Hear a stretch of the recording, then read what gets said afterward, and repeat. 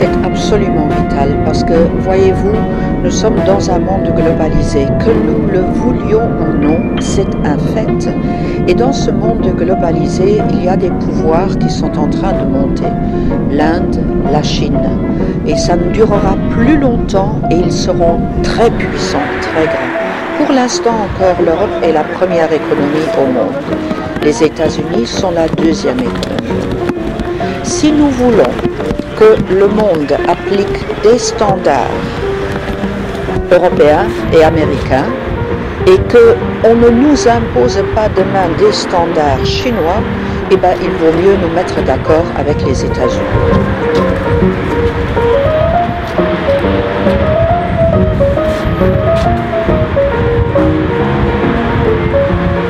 On a un acteur qui peut traîner l'autre devant la justice, mais pas l'inverse. Donc les multinationales, alors, elles peuvent activer ça à partir du moment où elles considèrent que les profits qu'elles avaient envisagé de faire, donc même pour un futur, seront perdus à cause d'une modification législative. L'État retire sa législation, soit l'État paye des dommages et intérêts à l'entreprise.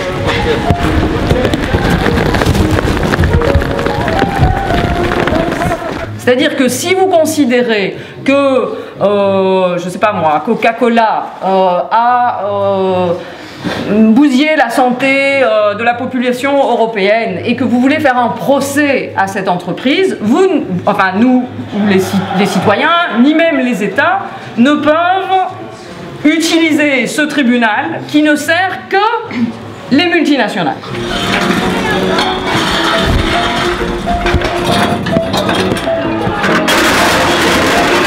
Donc le principe de base d'un traité de libre-échange, c'est de faire sauter toutes les barrières qui freinent le commerce. Les premières barrières au commerce, ce sont les barrières tarifaires.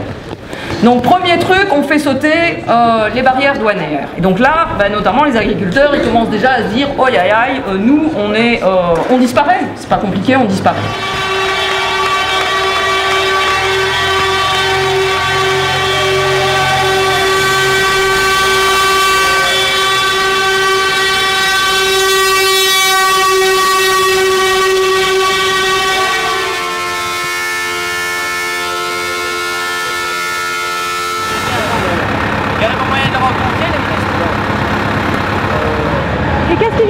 Qu'est-ce que vient de vous dire la police? Comment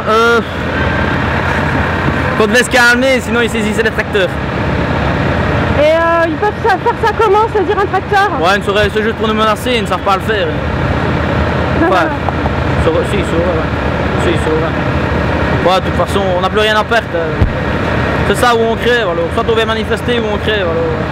Enfin, on crève de toute façon. Ça, c'est le premier mécanisme, les barrières tarifaires. Mais le traité mentionne bien qu'il s'agit surtout de s'attaquer aux barrières non tarifaires. Alors, les barrières non tarifaires au libre commerce, c'est quoi? Les législations, les lois, les normes. On parle par exemple de normes sur les produits chimiques qui sont utilisés dans les productions. Donc il y a beaucoup plus de produits chimiques qui sont interdits dans les productions au niveau européen qu'au niveau américain. Au niveau cosmétique, c'est hallucinant, les différences en termes de normes de produits qui sont considérés comme toxiques pour l'usager par rapport aux États-Unis. Sur l'agriculture, évidemment, vous avez les OGM, vous avez les hormones de croissance qui sont utilisées notamment pour le bétail. Entendez-vous, nous avons des petits, il y a 4. Entendez-vous, 4 députés espagnols. Entendez-vous. Poneos aquí, acercaos los diputados, vale, vale, aquí.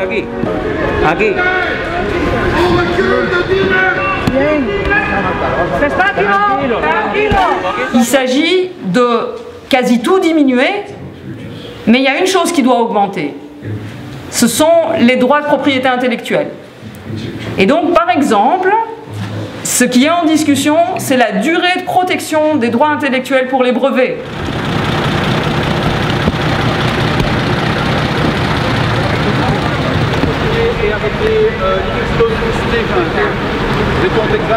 Le droit du travail, par exemple.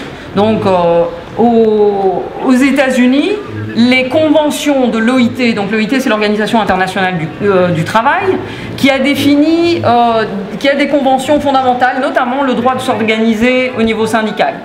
Eh bien, les États-Unis n'ont pas signé ces conventions internationales. Ou en tout cas pas toutes, et pas celles qui permettent de s'organiser syndicalement, ou le droit de grève par exemple. Et donc ça veut dire qu'on va mettre en concurrence des entreprises qui ont un salaire nettement plus bas, qui ont une législation de protection des travailleurs nettement plus faible, avec des entreprises qui ont un droit plus élevé. Ils m'ont sauté dessus, clé de bras, tout le bazar, des menaces, des insultes. Quand ils voient un petit groupe masqué qui avance, anarchiste, voilà. Je sais pas ce qu'on leur a enseigné, mais ils n'aiment pas trop, effectivement. Somos diputadas, estamos aquí porque creemos en la legislación y en el poder de las personas, no de las empresas, contra el Tratado de Libre Comercio, porque creemos que si se aprueba el TTIP va a carecer de sentido el que haya ninguna legislación y todos los intereses legales van a ser los de las empresas por encima de los de las personas. Para luchar por un mundo más justo y porque la troika sea más humana. Solidaridad, justicia, igualdad. Et donc du coup, on a même organisé avec la directive détachement le fait que les travailleurs de ces pays-là puissent venir travailler sur le territoire ici, selon la législation de là-bas. Mais si on veut survivre, on est obligé de diminuer les salaires. Donc vous devez accepter. Donc quand on met dans un marché ouvert, dérégulé, des États qui ont des législations différentes, ça ne peut contribuer, si on regarde le modèle du marché unique européen, qu'à l'abaissement des normes.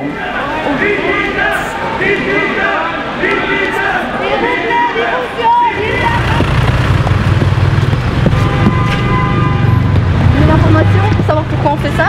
Ben ouais, parce que là vous bloquez une famille. Oui, et on est désolé. C'est pour perturber le sommet européen qui discute le traité atlantique. C'est pas vous qu'on vise, mais ils n'écoutent pas les citoyens.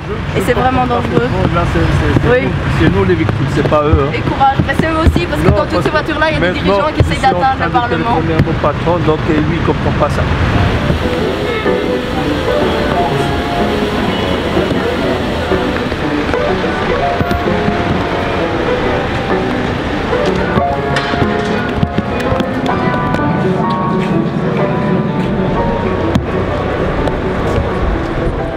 Donc en gros, de ce que j'en sais, c'est qu'il y a une voie express qui passe par cette rue et qui n'est ouverte que pour les transports, les convois exceptionnels, et qui a été ouvert spécialement aujourd'hui. Donc on se doutait que c'était par là qu'ils étaient censés arriver.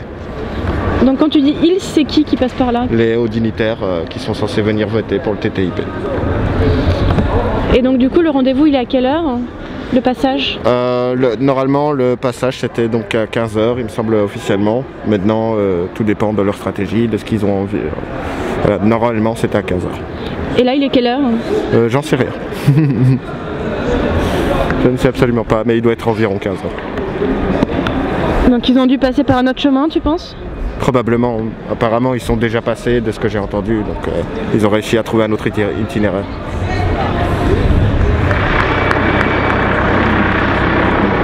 Il y a une assez large alliance d'organisations belges et européennes qui, face à la politique européenne en général, la politique d'austérité, la politique migratoire, et en particulier la dynamique des traités de libre-échange et le traité transatlantique en particulier, a décidé d'encercler le sommet européen dans l'idée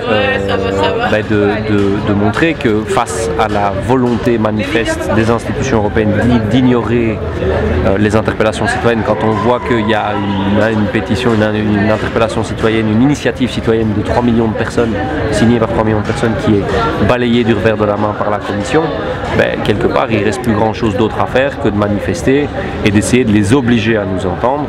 Et les obliger à nous entendre, c'est leur dire cette politique-là, on ne va plus vous laisser la faire normalement. En fait, malheureusement, la relation entre le gouvernement et les multinationales a été trop proche pour trop des années, pour une vingtaine, trentaine des années. Et maintenant, malheureusement, nos décideurs croient qu'en fait, l'intérêt public, c'est le même que l'intérêt privé, l'intérêt des multinationales. Parce que les multinationales disent, t'inquiète, on va fournir le boulot, on va embaucher les gens. Mais la réalité, on va voir une diminution de boulot, de bon travail, de bon emploi, et tout le monde se trouve précaire maintenant. Il faut changer le gouvernement, il faut changer le système électoral et cette démocratie. Il faut reprendre le pouvoir nous parce que c'est pas juste nous et notre santé, nos salaires, etc. C'est la planète entière et le réchauffement climatique, on a tout foutu. C'est pas une question des Américains contre les Européens. C'est une question que ces accords vont bénéficier aux grands groupes, aux grosses structures, aux grosses multinationales qui iront dire à l'agriculteur belge qui veut faire une petite exploitation avec quelques vaches, éventuellement du bio, etc. Ils vont lui dire ouais mais tu sais nous on travaille avec les fermiers américains, eux ils ont accepté de faire des exploitations où on moissonne avec 25 000 moissonneuses batteuses de front et on sème en avion, ils font moins cher que toi, donc soit tu t'adaptes à leurs standards, soit on va acheter chez eux et toi tu fermes. À la division, à la compétition, à la mise en concurrence des gens, on oppose la solidarité et l'unité, et c'est de montrer que quand on est solidaire, quand on est uni, quand on agit au-delà des frontières, que ça soit des frontières qui vont entre les jeunes et les vieux, les blancs et les noirs, les Français et les Belges, les Européens, les Américains, on est fort et on peut créer un contexte différent par rapport à un monde qu'on essaye de nous imposer, de nous décrire comme inévitable. Donc on se dit priorité au circuit court. Eh bien, les circuits courts, c'est fini, c'est considéré comme un obstacle au libre-échange. Vous ne pouvez pas favoriser les locaux par rapport aux non-locaux. Ça, c'est vraiment le principe du libre-échange. Donc ce type de législation, c'est fini. L'État payerait pour avoir des hôpitaux. L'État payerait pour avoir des plannings familiaux. L'État payerait pour avoir une sécurité sociale. Il payerait des acteurs privés.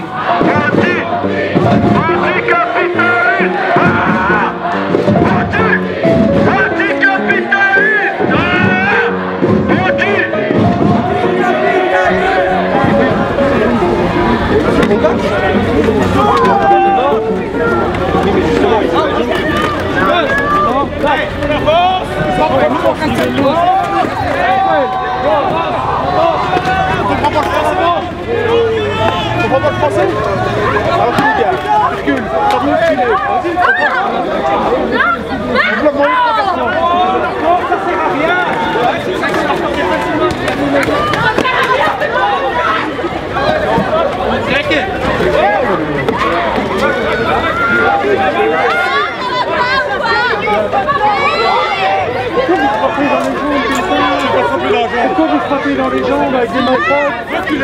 Pourquoi vous frappez?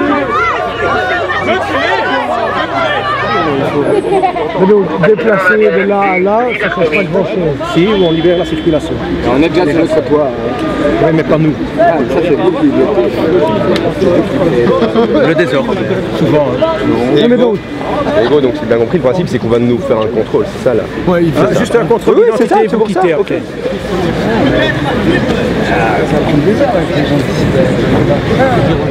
Et donc, notamment dans le mandat de négociation qu'a obtenu la Commission européenne, donc elle l'a obtenu du Parlement européen, il est mentionné qu'il faut aller vers un accès durable et, alors c'est un beau mot durable, on pourrait croire, mais attendez la suite, durable et illimité aux ressources, aux matières premières partout. Ça veut dire quoi? Ça veut dire que, notamment, on fait sauter toutes les interdictions de forage de gaz de schiste. Quand on pose un acte, non pas pour des raisons égoïstes, mais pour des raisons politiques, eh bien on va être en réalité plus exposé qu'une personne qui réagit pour des motifs égoïstes. Et donc ça va être les infractions de terrorisme, ça va être un certain nombre de sanctions administratives communales qui vont permettre de manière très large de donner, on va dire, des mini-amendes à beaucoup de gens pour bien les dégoûter du fait de militer. Ça va être une politique des poursuites qui est aussi un petit peu absurde, où on va s'acharner à poursuivre à tout prix des militants alors qu'il y a des gros délinquants fiscaux qui échappent depuis des années à la justice. Et donc ça va être un sens des priorités aussi complètement absurde dans le chef du parquet et du ministère de la Justice.